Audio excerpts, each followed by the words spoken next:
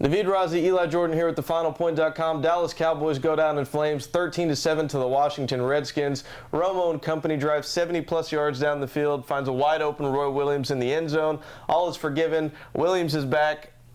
Hold on. Holding play by Alex Barron, clock runoff, game over, Cowboys lose. Yeah, and Roy Williams, you got to feel terrible for him. This is really the first time he's really ever come up in a big situation since he joined the Cowboys a year and a half ago. Has it erased by Alex Barron. They're a mere extra point away from getting away with a victory up in D.C. to start the season 1-0. The penalty kills them. Yeah. End of game. Dallas starts 0-1. 12 penalties, 82 yards for the Dallas Cowboys. Eli, it doesn't matter who you play in the National Football League, you're not winning any games with 82 yards. Yeah, a lot of offensive line penalties. It really starts you in a hole whenever you're having these, second and 20, first and 20 situations on holding penalties or whatnot.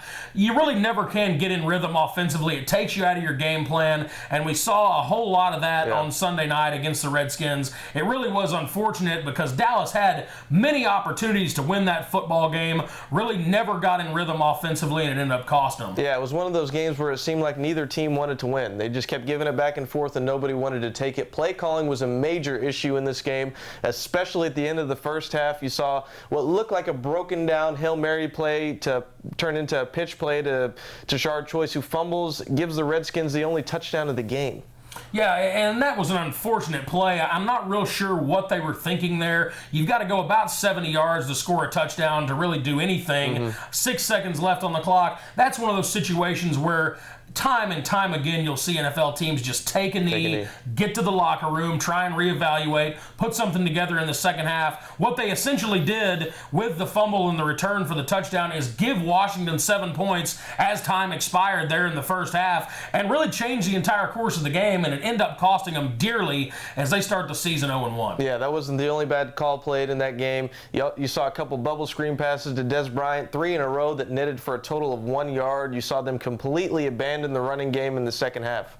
Yeah, and they started out running the ball well on their first couple of possessions. I'm not real sure why they went away from that. They were running the ball just fine. I'm not sure what the running game is going to be like this season for Dallas, but if it's any indication from Sunday night's game, it appears that they're just going to try and run early and then just throw the ball all over the field late. Yeah. Not sure if I agree with that. They need to try and maintain balance. They didn't do that at all on Sunday night, and that's why they lost. Jason Witten was also another player who was completely taken out of the game. Really, I think he had 1, maybe 2 receptions that were pretty meaningless in that game. A few positives coming out of there. Miles Austin, 10 receptions for 146 yards and a touchdown. Good to see that contract hasn't gone to his head and was running routes very aggressively.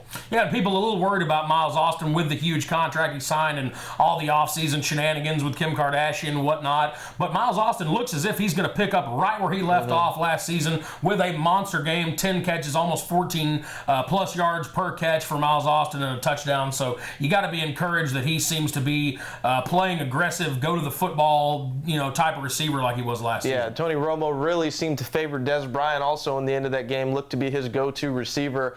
Now you have the Chicago Bears coming into town this Sunday, Jay Cutler, Julius Peppers, Urlacher.